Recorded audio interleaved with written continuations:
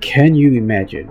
We've been crashing armies, playing generals, emperors, gods even, for over 20 years. The Total War games have commanded countless hours, conquering regions, painting the map your color. We've been around the world in different points in history and even in a different universe. But with the conclusion of the Total War Warhammer series, the question that begs an answer is, so what's next for Creative Assembly? While rumors swirl around like a nasty, illegal space concoction, saying that Creative Assembly are going to take a stab at the grim dark future of 40k. Well, especially after the incredibly successful hit with the Warhammer Total War series. As much as that excites me as a big fan of space opera, with giant hulking men kicking alien arse, somehow the way the 40k universe is set up, it's hard to see how a 40k Total War real-time battle will work. The formula just seems a bit off. Of course, that is until they successfully make it less off. But I digress. It's not impossible, just not quite a perfect fit as, say, Warhammer Fantasy with large squads of units clashing with each other. Nay, I say, I think the next Total War game will be Total War Medieval 3.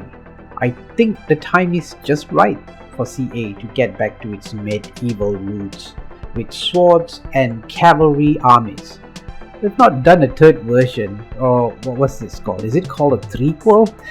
Anyway, there's no number 3 in historical Total War games except, as you know, Warhammer Total War. But Medieval 3 would be perfect because it goes back to what CA is good at, not those fancy muskets and gunfire. On top of that, we've not got a modern interpretation of medieval. Now, I've got a rather interesting theory here, if you could lend me your ears. You see, I think Creative Assembly was toying with the idea of a new medieval game. In a way, we actually got that. It was actually called Total War 3 Kingdoms. So I've been playing Total War games since those early days, and I know what the fans have been saying. They say, what if we had better diplomacy, they say. What if we had more depth in the campaign map, they say.